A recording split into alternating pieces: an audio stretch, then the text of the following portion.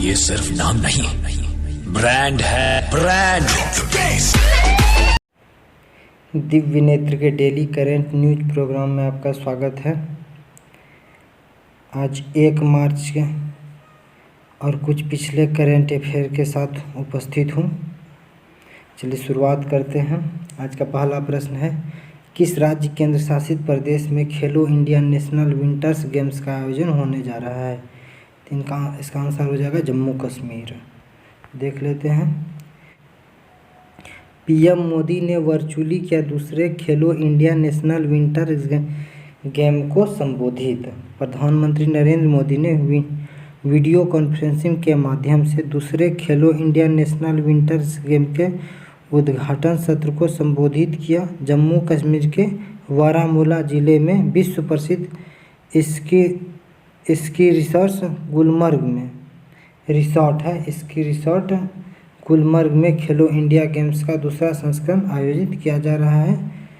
तो इसका आंसर हो जाएगा जम्मू कश्मीर।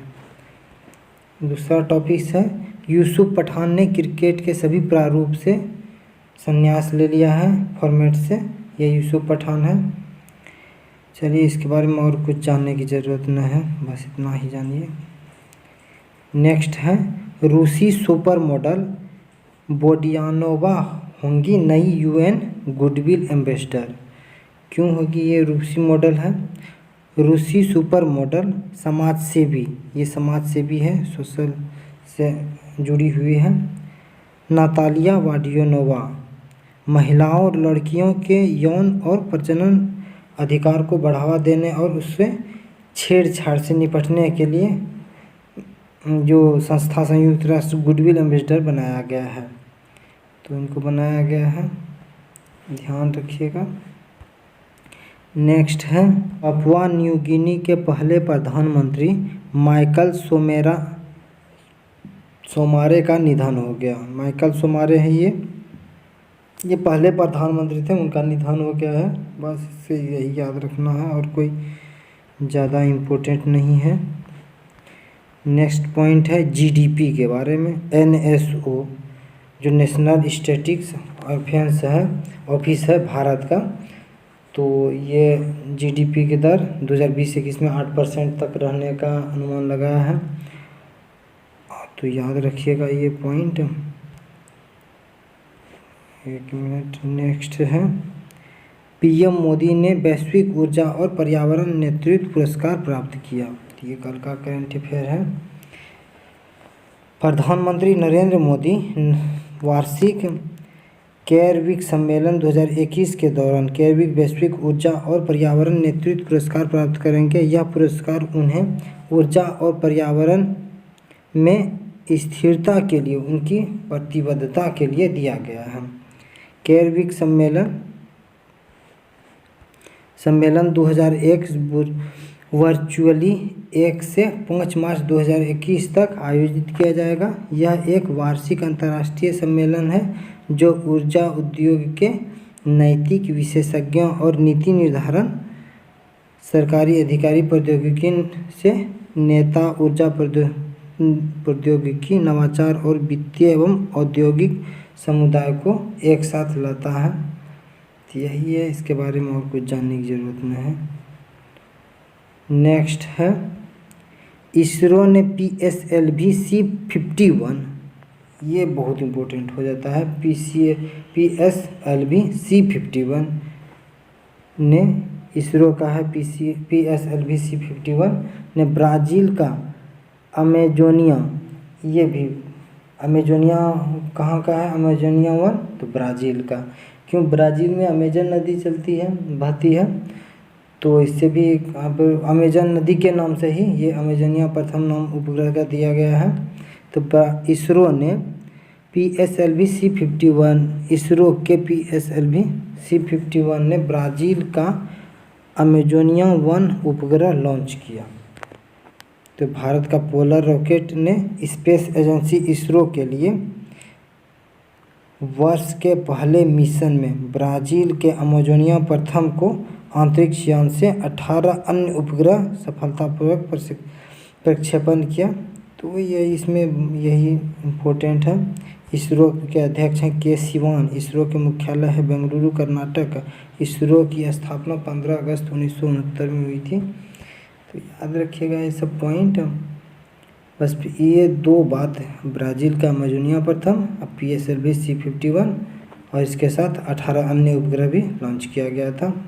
ये है। उड़ीसा में की जाएगी इंडियन वीमेन लीग 2020-21 की मेजबानी।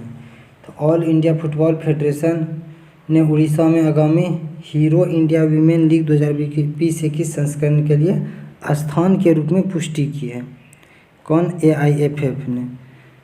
तो और ये 5वां संस्करण है। और महिला आयु वर्ग के टीम के सभी पुरुष और महिला आयु वर्ग के टीमों की आवश्यकता बुनियादी ढांचा प्रदान करती है। ये सब बात है। AIFF मतलब ऑल इंडिया फुटबॉल फेडरेशन के अध्यक्ष हैं प्रफुल्ल पटेल। स्थापना 23 जून 1937 और फीफा संबंधित है 1948 से। मुख्यालय है द्वारिका, दिल्ली में। AIFF का, ऑल इंडिया फुटबॉल फेडरेशन का। चलिए नेक्स्ट बिंदु है, निर्मला सीतारमन ने G20 सेंट्रल बैंक गवर्नेंस की बैठक में भाग ली। इसमें G20 सेंट्रल बैंक गवर्नेंस में भारत के वित्त मंत्री हैं ये निर्मला सीतारमन। तो G20 सेंट्रल बैंक गवर्नेंस के बैठक में भाग ली है। ये इतालवी प्रेसिडेंसी के तहत किया गया, मतलब इटली के प्रेसिडेंसी के तहत ये G20 शिखर सेंट्रल बैंक गवर्नेंस की बैठक हुई थी, जिसका अध्यक्षता इतालवी प्रेसिडेंसी के तहत किया गया था। इटली, रोम में हुआ था ये 31। चलिए यही बात है इम्पोर्टेंट। नेक्स्ट पॉइंट चलते हैं, Fino payment bank. Fino payment bank के बारे में क्या हुआ है? फिनो पेमेंट बैंक अनुसूचित वाणिज्यिक बैंक की स्थिति में अपग्रेड हुआ। किसमें? फिनो पेमेंट बैंक को अनुसूचित वाणिज्यिक बैंक की स्थिति में अपग्रेड हुआ। ये भारतीय रिजर्व बैंक के सहस्तित्व में किया जाता है। देख लेते हैं।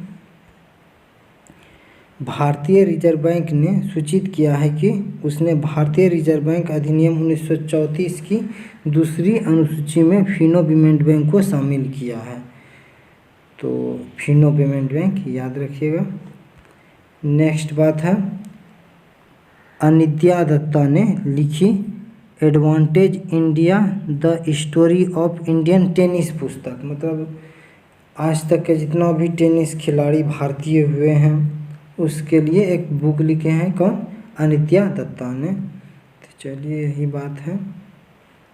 बुक का क्या नाम है?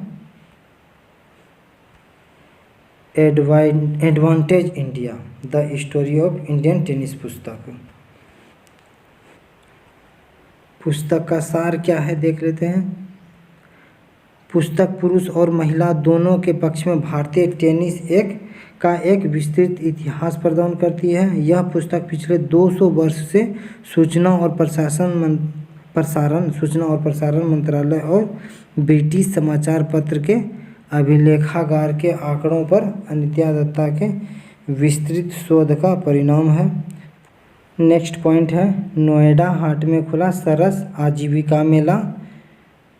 नोएडा हाट में सरस आजीविका मेला 2021 चल रहा है।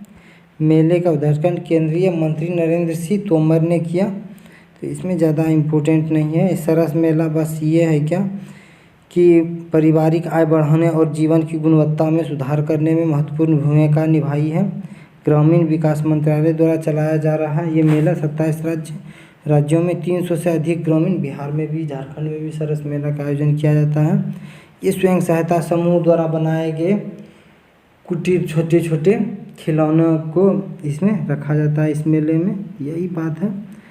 चलिए 28 फरवरी और 1 मार्च का ये महत्वपूर्ण करंट अफेयर था। चलिए मिलते हैं नेक्स्ट वीडियो में, तब तक के लिए धन्यवाद।